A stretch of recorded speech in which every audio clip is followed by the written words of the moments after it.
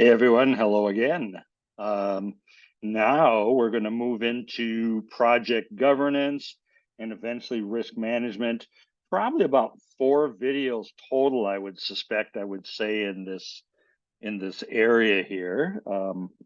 Again, kind of the standard disclaimer, Chuck opinion piece, not using ASCM PowerPoints at all in the conversation, not ASCM certified. This is a Chuck opinion, but it's part of the studying process for me, as well as love to share it with you here, and hopefully it helps you in your studies as well. So let's kind of dive into this whole area of portfolio and project management and governance.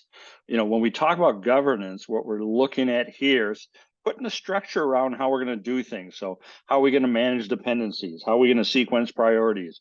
How do we want to share resources? How do we want to manage assumptions in the process, as well as managing the project? And so how we answer the how question is going to depend on culture, our knowledge of the company, our role, et cetera.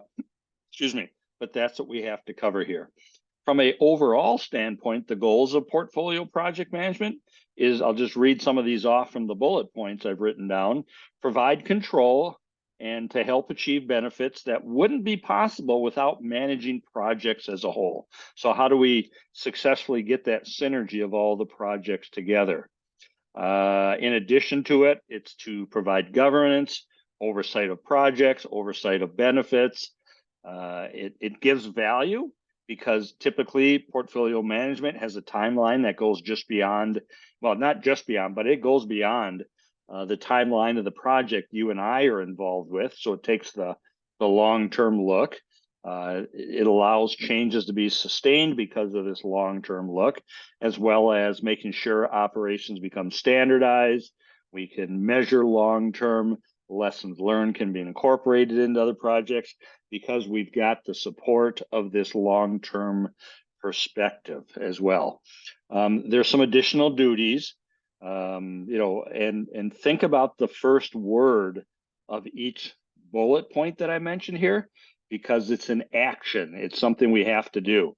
So provide vision and leadership, optimize value, ensure change management has the resources needed, validate alignment of the projects with the strategy, validate technical interactions, they integrate seamlessly and they work together, and finally manage the dependencies across the projects, sequencing and prioritizing projects, make sure the projects incorporate learning and continuous improvement, allocate shared resources, perform assumptions, management, and review.